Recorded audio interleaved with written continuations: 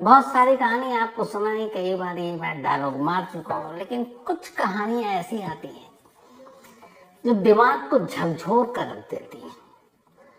और as a crime reporter, मतलब crime reporter के तौर पर मैं खुद ऐसी कहानियां जब आती हैं तो मुझे लगता है कि कुछ नया है, कुछ अलग है, कुछ डिफरेंट है, तो थोड़ा सा जोश और बढ़ जाता है। अब ये अजीब बात है, लेकिन क्या कीजिएगा, पेशे की मजबूरी है। कल रात से खबर आ रही थी मेरठ से, और वो जैसे जैसे फिर पूरी डिटेल हुई, डिटेल में वो बातें हुई, और फिर उस खबर की गहराई में गया, और उसके बाद जब सच्चाई सामने आई तो दीवान घूम गया। मुझे लगा कि वाकई क्या कुछ हो सकता है दुनिया में। मेरठ के सिटी एसपी हैं मिस्टर आयुष, फिर उनसे मेरी आज बात हुई, लंबी बात हुई, और जो उन्होंने डिटेल बताई ना, चौंकाने वाली डिटेल। एक अजीब कहानी है। इस कहानी की शुरुआत होती है इस ड्रम से। ये नीले रंग का प्लास्टिक का ड्रम है। आमतौर पर लोग घरों में पानी रखने के लिए इस ड्रम का इस्तेमाल करते हैं। इस ड्रम को पहले एक घर से निकाला गया, वो घर ये है। फिर इसके बाद इसको एक टेम्पो में डाला गया, टेम्पो से ये ड्रम सरकारी मुर्दा घर ले जाया गया। अब ड्रम बहुत ज्यादा भारी, न टूट रहा था न खुल रहा था। पुलिस वाले की मजबूरी, मैकेनिक को बुलाया, फिर मशीनें मंगाई गई, और आखिरकार सरकारी मुर्दा घर के एक कंपाउंड के अंदर इस ड्रम को काटा गया। जब काटा गया तो अंदर सीमेंट जमा हुआ था। फिर उन सीमेंट के टुकड़ों को काटा गया। जब उनको काटा गया तो फिर 3 टुकड़ों में सौरभ नाम का एक नौजवान, जिसकी उम्र 29 साल है, वो उस ड्रम से बाहर आता है 3 टुकड़ों में। अब ये पूरी जो कहानी है, कुकर में, फ्रिज में, तमाम लाशों की आपने कहानियां सुनी अलग अलग तरीके की। ये ड्रम वाली कहानी है। इस कहानी के पीछे की साजिश और इस कहानी में एक अंधविश्वासी की एंट्री इस कहानी को अजीब बना देती है। खुद आज जब मेरठ पुलिस के एसपी सिटी प्रेस कॉन्फ्रेंस कर रहे थे तो ऐसा लग रहा था कि वाकई वो कोई कहानी सुना रहे हो। इस कहानी के कुल 3 किरदार हैं। एक पति है, एक पत्नी है और एक प्रेमी है, और गलती से प्रेमी अंधविश्वासी है। कहानी की शुरुआत होती है 2016 से। 2016 सौरभ नाम का एक शख्स नेवी, मर्चेंट नेवी में था, मेरठ में रहा करता था। 2016 में एक दिन मेरठ में उसकी मुलाकात मुस्कान नाम की एक लड़की से हुई। मुस्कान को देखते ही उसको प्यार हो गया। फिर मुस्कान की उससे दोस्ती हुई, मुस्कान ने उसका प्रोफाइल देखा, मुस्कान को भी प्यार हो गया। अब दोनों शादी करना चाहते थे, लेकिन सौरभ के घर वाले शादी के लिए तैयार नहीं थे। लेकिन मुस्कान और सौरभ बहुत आगे निकल चुके थे। उन दोनों ने घर वालों की मर्जी के खिलाफ जाकर शादी करने का फैसला किया और 2016 में शादी कर ली। शादी के कुछ वक्त के बाद सौरभ वापस लंदन चला गया, क्योंकि वो वहीं पोस्टेड था। फिर लंदन में रहा, फिर वापस आ गया, लेकिन बाद में पता चला कि वो नेवी मर्चेंट नहीं बल्कि लंदन में कुछ और काम करता है। खैर, ये चलता रहा सिलसिला। 2016 से 2019 आ गए, 3 साल हो गए इन दोनों की शादी को। इस दौरान में एक बेटी हुई। अब चूंकि सौरभ ने अपने घर वालों से रिश्ता तोड़ लिया था, इस शादी की वजह से वो मानते भी नहीं थे। जब बेटी हुई तो थोड़ा सा घर वालों का रिश्ता जोड़ना शुरू हुआ। लेकिन अब घर वाले से अलग था, तो वो किराए के मकान में रहता था मेरठ में। वही मकान है जहां से ड्रम निकला। फिर सौरभ वापस चला गया। उसका आना जाना ज्यादातर साल में करीब 10 9-10 महीने वो बाहर रहता, 2-3 महीने मेरठ में रहता। 2019 में बेटी होने के बाद फिर 2021 में वो विदेश चला गया। इधर फिर कोरोना आया, अब कोरोना में वापस आया, फिर जाना हुआ। लेकिन इसी दौरान में ये हुआ कि चूंकि ज्यादातर वक्त सौरभ बाहर रहता, किराए के घर में मुस्कान अकेली रहती, उसकी बेटी थी, बेटी धीरे धीरे बड़ी हो रही, उसको एक प्ले स्कूल में डाल दिया। प्ले स्कूल जाना लाना ये मुस्कान का काम था।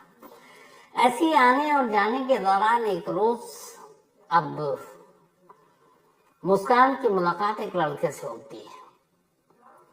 उस लड़के का नाम साहिल शुक्ला।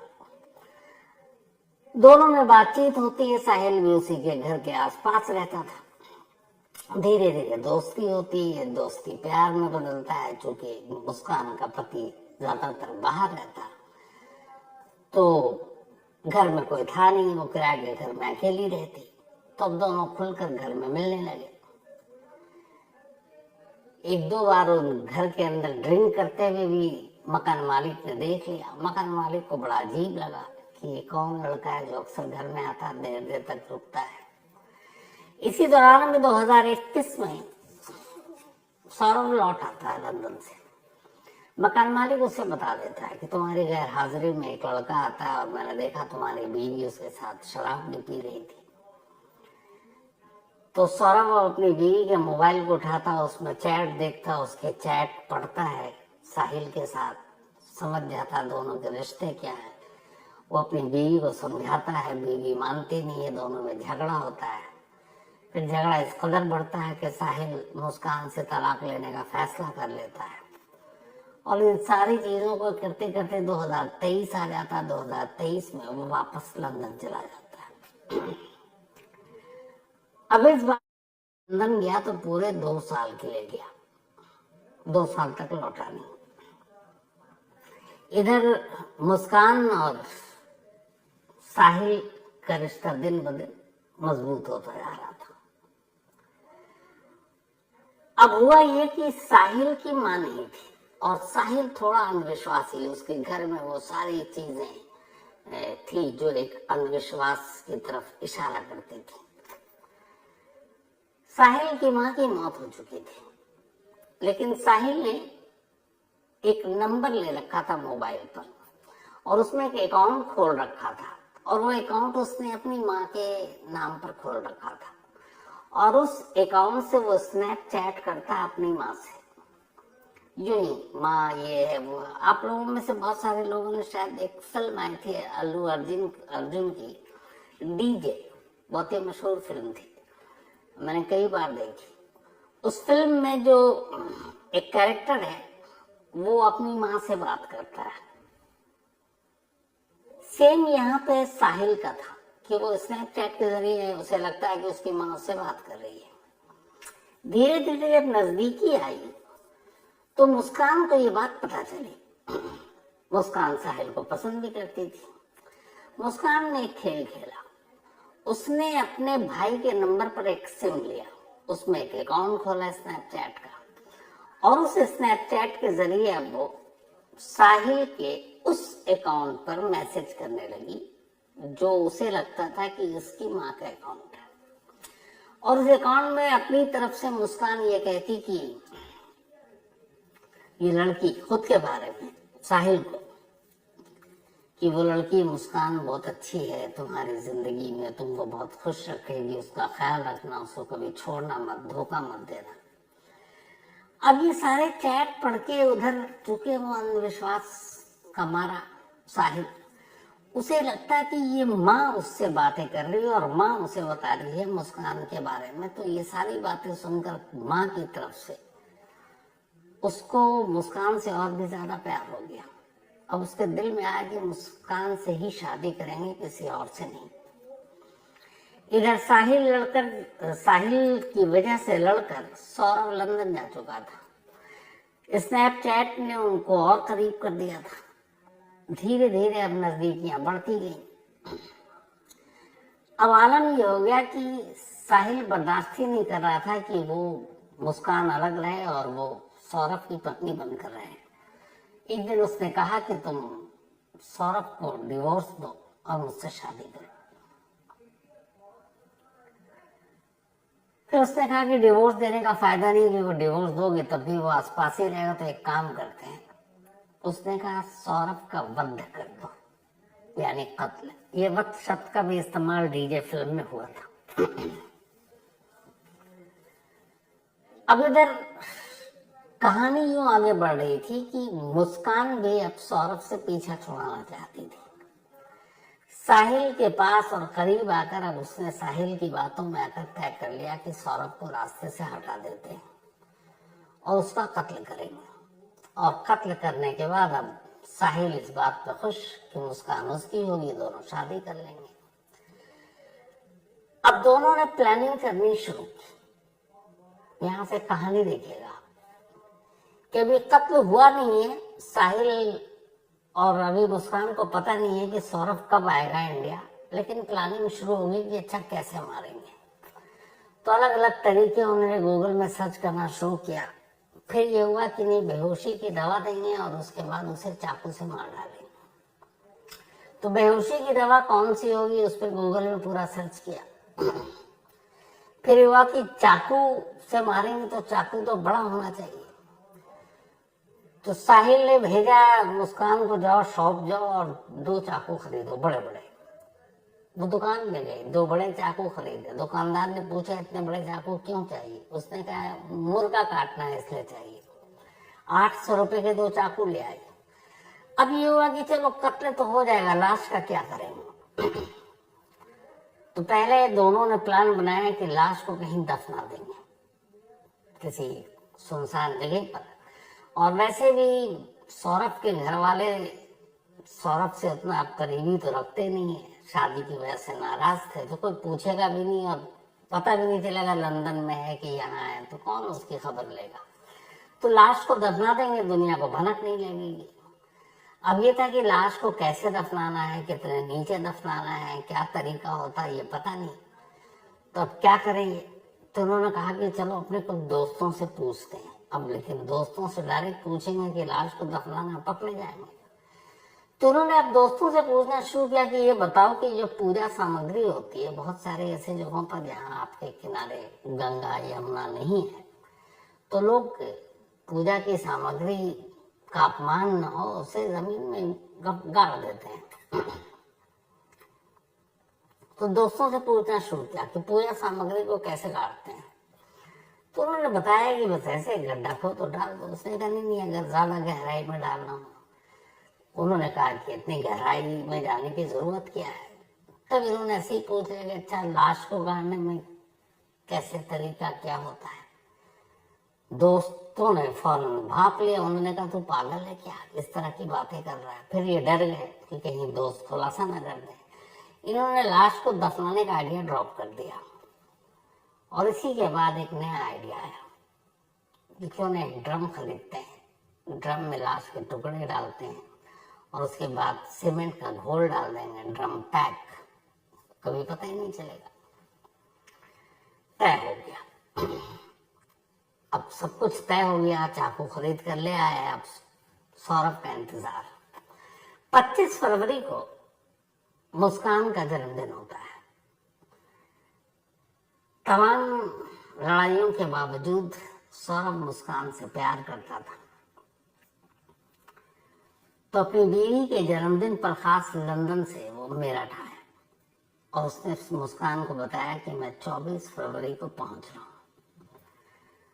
25 को जन्मदिन था, साथ मनाएंगे पति पत्नी और बेटी। तो ये बात मुस्कान ने साहिल को बताई कि 24 फरवरी को आ रहा है। दोनों ने तय कर लिया कि ऐन मुस्कान के बर्थडे के दिन यानी 25 फरवरी को ही सौरभ को मार डालेंगे। प्लान ये हुआ कि बेहोशी की दवा सौरभ की शराब में मिलाएंगे, उसे पिलाएंगे और जब वो बेहोश हो जाएगा तो उसे चाकू से मारेंगे। दोनों तैयार। अब 25 फरवरी को मुस्कान का जन्मदिन मनाया जाता है। रात हुई, अब शराब में उसकी बेहोशी की दवा मिला दी गई है, लेकिन सौरभ शराब पीने से इनकार कर देता है, कहता आज मैं नहीं पीऊंगा। अब मुस्कान की सारी साजिश नाकाम हो जाती है, क्योंकि बेहोशी की दवा उसी शराब में थी जिस शराब को उसने पीने से मना कर दिया। अब जबरदस्ती पिला नहीं सकती थी, इसलिए ये पहली कोशिश नाकाम रही और सौरभ बच गया। अब जब बच गया तो अगले दिन फिर साहिल और मुस्कान मिलते हैं कि अब क्या करें, तो उन्होंने मौत की अगली तारीख चुनी, 3 मार्च। 3 मार्च इसलिए चुनी क्योंकि सौरभ और मुस्कान की बेटी का एग्जाम था 2nd क्लास का, और 3 मार्च को लास्ट पेपर था जहां वो थी स्कूल में। और पेपर के बाद मुस्कान अपनी बेटी को अपनी माँ के पास भेजना चाहती थी, ताकि घर में सिर्फ पति पत्नी रहे और कोई हो ना। 3 मार्च की तारीख चुनी गई। 3 मार्च को एग्जाम खत्म हुआ। अपनी बेटी को मुस्कान ने अपनी माँ के घर छोड़ दिया, जो उसके घर से कुछ दूरी पर रहा करती थी। अब घर में सिर्फ सौरभ और मुस्कान। साहिल ने आइडिया दिया, मुस्कान ने उस पर काम करना शुरू किया। रात आया। अब ये हुआ कि रात आने के बाद जब रात आई कि कहीं इस बार भी शराब पीने से मना न कर दे, तो मुस्कान ने खेल खेला। उसने सौरभ का सबसे पसंदीदा खाना बनाया और सौरभ को कोफ्ता बहुत पसंद था। उसने उस कोफ्ते में बेहोशी की दवा मिला दी। रात करीब 9:30 बजे सौरभ ने खाना खाया। धीरे धीरे वो नींद के आगोश में चला गया, बेहोश हो गया। 12 बजे के आसपास अब मुस्कान ने साहिल को फोन किया और कहा कि वो बेहोश हो गया, घर आओ। साहिल घर पहुंचता है। दोनों चाकू निकाले जाते हैं। अब मुस्कान साहिल से कह रही है कि तुम मारो। साहिल अंधविश्वासी प्रेमी है, वो कहता नहीं। अपने पति का वध तुम करोगे। पहला वार, पहला खंजर इसके सीने में तुम उतारोगे। मुस्कान की हिम्मत जवाब दे जाती है, लेकिन वो कहता तुम ऐसा करोगी।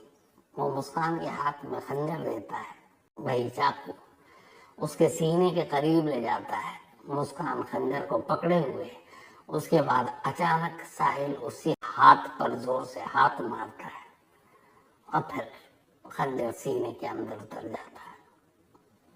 थोड़ी देर में सौरभ की मौत हो गई। मौत के बाद अब अंधविश्वासी प्रेमी साहिल उसकी दोनों हथेलियों को काट देता है। काटने के बाद अब वो सर को धड़ से अलग करता है। 2 बैग पहले से खरीद कर लाए थे। एक बैग में सर और दोनों हथेलियां रखता है, एक बैग में धड़ रखता है। धड़ वाला हिस्सा बैग में डालकर मुस्कान के ही बेड के नीचे रख देता है, और जो जिसमें सर और हथेलियां थी उसे बैग में बंद कर साहिल रात के 3 बजे उस बैग के साथ अपने घर चला जाता है, जो कि पड़ोस में था। अब इधर घर में अकेली है मुस्कान, उसी कमरे में जिस बेड के नीचे उसके पति का धड़ है। लेटने की, सोने की कोशिश कर रही है, नींद नहीं आ रही है, डर लग रहा है। वो साहिल को फोन करती है कि मैं यहाँ अकेले नहीं रह पाऊंगी, मुझे डर लग रहा है। साहिल कहता है मेरे घर आ जाओ। और रात को फिर साहिल के घर पहुंचती है, दोनों सो जाते हैं। सुबह होती है। अब सुबह वही बैग लेकर साहिल वापस घर आता है। उसके बाद मुस्कान से कहता तुम मार्केट जाओ, सीमेंट लेकर आओ। वो जाती है, एक बोरी सीमेंट लेकर आती है। कहता है एक बोरी से कुछ नहीं होगा, और लो। फिर वो दोबारा जाती है और सीमेंट लाती है। इसके बाद ड्रम पहले से ही घर में लेकर रखा हुआ था, उस ड्रम को लेटाते हैं। उसके अंदर जिसमें के 3 टुकड़े थे, सर, धड़ और दोनों हथेलियां, उसको डालते हैं, सीमेंट की बोरी पलटते हैं, उसमें पानी डालते हैं और पूरा ड्रम जो है वो फुल कर देते हैं सीमेंट और पानी से, और साथ में लाश। इसका ढक्कन बंद कर देते हैं, ड्रम को उसी कमरे में छोड़ देते हैं। फिर ब्लैंकेट से वो ब्लीच का ऑर्डर करते हैं, करीब 10 किलो का, वो मंगाते हैं, पूरे घर की सफाई करते हैं। पहला जो साजिश का हिस्सा था वो यहाँ खत्म हो जाता है। अब इसके आगे की प्लानिंग भी पहले से थी। ये सब करने के बाद अब शाम हो गई 4 मार्च की। 4 मार्च को दोनों एक कैब बुक करते हैं और उस कैब में बैठकर वहां से शिमला के लिए निकल जाते हैं। मुस्कान को मालूम था कि उसके सौरभ के घर वालों को पता है कि वो लंदन से आया हुआ है, तो सौरभ और वो शिमला घूमने चले गए, क्योंकि वो बहुत दिन बाद, 2 साल के बाद आया था वो इस बार। सौरभ के कत्ल के बाद उसका मोबाइल अब मुस्कान के कब्जे में था, तो साहिल के साथ कैब पर निकलती है और सौरभ के मोबाइल से सौरभ के भाई और बहन को मैसेज करती है कि मैं और मुस्कान शिमला जा रहे हैं घूमने, वहां से मनाली जाएंगे और वहां से कसौल जाएंगे। उधर से भाई बहन के रिप्लाई भी आ रहे हैं। अब ये दोनों वहां से चले जाते हैं शिमला, फिर वहां से आते हैं मनाली, फिर जाते हैं कसौल, और इस बीच में होली आ गई। तो बहन और भाई पूछ रहा है, मोबाइल तो उठाना नहीं था क्योंकि आवाज से पकड़ी जाती, क्योंकि फोन था मुस्कान के पास, तो सिर्फ मैसेज पर रिप्लाई कर रही थी। तो पूछा गया होली में आओगे? उसने कहा नहीं, हम यहाँ घूम रहे, होली में नहीं आ पाएंगे। जबकि बड़ा अटपटा लगा कि होली में क्यों नहीं आ रहे, 2 साल बाद तो देश आया था। तो सौरभ के मोबाइल से सबको मैसेज करती रही, रिप्लाई करती रही, बताती रही हम सब ठीक हैं, अभी यहाँ घूम रहे हैं, अभी यहाँ घूम रहे हैं। 14 दिन बीत गए, 18 मार्च की तारीख आ गई। कुल 84,000 रुपए थे जो मुस्कान घर से लेकर निकली थी, कुछ पैसे साहिल के पास थे, वो सब खत्म हो गए। अब उसे पता था कि सौरभ के अकाउंट में 6 लाख रुपए है, लेकिन उसके अकाउंट से पैसा निकालने में उससे मुश्किल हो रही थी, पता ही नहीं था कैसे निकाले। 18 मार्च को उसने अपनी माँ को फोन किया मुस्कान ने। उसने कहा कि माँ ये बताओ, ये सौरभ के अकाउंट से पैसे निकालने हैं, कैसे निकाले? माँ चौंकी। उसने कहा कि जब सौरभ तेरे साथ है, तुम लोग शिमला मनाली साथ घूम रहे हो, तो पैसा निकालने का तरीका मुझसे क्यों पूछ रही हो? तुम्हें पैसे की जरूरत क्या हो तो सौरभ से मांग लो, सौरभ से पूछो कैसे निकालना है। तब मुस्कान के मुंह से निकल गया कि सौरभ तो है नहीं, वो तो मर चुका है। माँ घबरा गई। ये बात वो छुपा सकती थी, लेकिन उसे लगा कुछ गड़बड़ है, क्योंकि होली पर भी नहीं आई, बेटी यहाँ छोड़कर गई हुई है। और पहले रिश्ते के बारे में और डिवोर्स के बारे में भी उन्हें मालूम था कि ये गड़बड़ चल रहा है।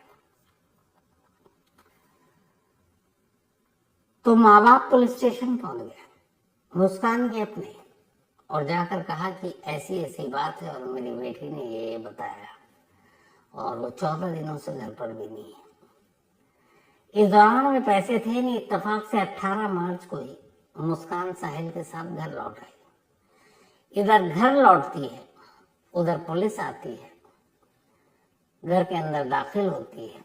घर के अंदर एक ड्रम था, ड्रम इतना भारी कि पुलिस को शक होता है। तब तक ये सारी बातें सुनकर सौरभ का भाई भी वहां पहुंच चुका था। इन दोनों से पूछताछ होती है, ड्रम को तोड़ने की कोशिश होती है, खोलने की कोशिश होती है, नाकाम होते हैं। फिर पुलिस वाले टेम्पो बुलाते हैं, उसमें ड्रम को रखते हैं और मुर्दा घर ले जाते हैं पोस्टमार्टम के लिए, ताकि पहले ड्रम खुले। फिर मैकेनिक को बुलाते हैं, मैकेनिक ड्रम को काटता है, फिर पत्थरों को तोड़ता है, क्योंकि वो सीमेंट के घोल से बिल्कुल सख्त हो चुका था। और फिर अंदर से लाश के टुकड़े मिलते हैं, 2 हथेलियां, एक सर और एक धड़, दोनों पैर। जब ये सारी चीजें सामने आ गई तो फिर मुस्कान ने और साहिल ने अपना जुर्म कबूल कर लिया। साहिल का ये कहना था कि उसने ये सब कुछ इसलिए किया क्योंकि मुस्कान को वो पसंद करता था और मुस्कान को उसकी माँ भी पसंद करती थी। वो माँ जो इस दुनिया में नहीं है, जो दिमागी तौर पे वो सोचता था बात करती है, और उसको भड़काने में उस मुस्कान का भी हाथ था, जो उसको चैट करके ये बताती थी माँ बनकर उसकी कि ये लड़की अच्छी है, तुम्हें खुश रखेगी। और वो अंधविश्वासी साहिल इन सारी चीजों में आ गया और उसे लगा कि बस जिंदगी यही है, इसी से शादी करेंगे।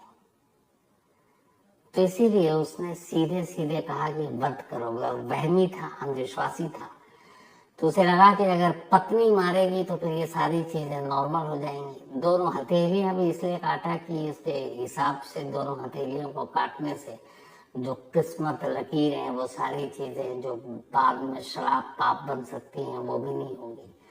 तो ये सारी चीजों उसने किया। लेकिन इस कहानी का क्लाइमेक्स जानते क्या है? जब पुलिस ने पूछताछ की तो जुर्म तो कबूल कर लिया दोनों ने। मुस्कान से पूछा कि तुम्हारा पति तो तुम्हें डिवोर्स देना चाहता था, तुम आसानी से उससे तलाक ले सकती थी, और तलाक लेकर तुम साहिल से शादी कर सकती थी, तो फिर कत्ल क्यों? मुस्कान ने कहा, मैं साहिल से कभी शादी नहीं करना चाहती थी और न कभी करती, बस एक साथी के तौर पर मुझसे पसंद था और मैं उसके साथ अच्छा वक्त गुजार रही थी। साहिल से पूछा गया तुमने ये कत्ल क्यों किया? उसने कहा अगर सौरभ रहता तो फिर उसकी जिंदगी नर्क रहती, क्योंकि वो मुस्कान से शादी करता और वो तंग करता। अभी भी शायद साहिल को ये सच्चाई नहीं मालूम कि जिस मुस्कान की वजह से उसने उसके पति का कत्ल किया और करवाया, जिससे शादी करने के लिए, वो मुस्कान कभी उससे शादी करना ही नहीं चाहती थी। अब सोचिए कि अगर ये राज फाश न होता, ये ड्रम की सच्चाई बाहर न आती, कुछ दिन बीत जाता और फिर साहिल अगर मुस्कान पर शादी के लिए दबाव डालता, तो क्या इस कहानी का पार्ट 3 शुरू नहीं होता? क्यों पार्ट 3 मैंने कहा?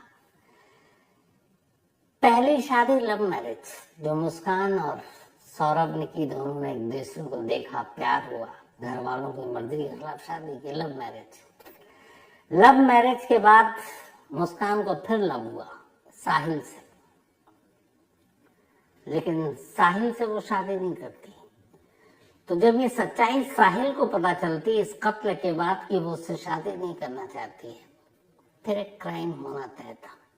इसीलिए मैंने कहा कि शायद मुस्कान पार्ट 3 भी हो सकता था, लेकिन उससे पहले इस कत्ल का राज फाश हो गया।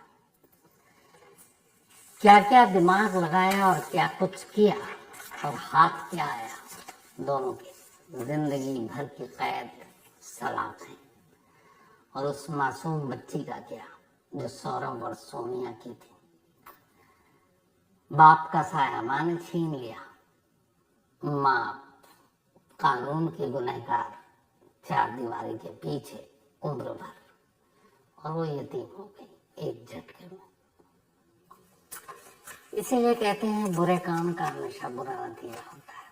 लेकिन काश क्राइम करने से पहले अगर हर कोई ये सोच ले, क्राइम रेट अचानक गिर जाए, लेकिन सोचेगा कौन? तो ये थी आज की कहानी। कहानी खत्म करूं उससे पहले वही अपना सिलसिला। आज राम प्रसाद इनका बर्थडे है, हैप्पी बर्थडे राम प्रसाद जी, और ये मोहाली में है। साथ ही महावीर जाधव का भी आज जन्मदिन है, तो हैप्पी बर्थडे महावीर भाई। और ये अहमदाबाद के हैं, वैसे रहते यूएसए में है। साथ ही मानस सिंह कान्याल, इनका भी बर्थडे है, तो हैप्पी बर्थडे मानस।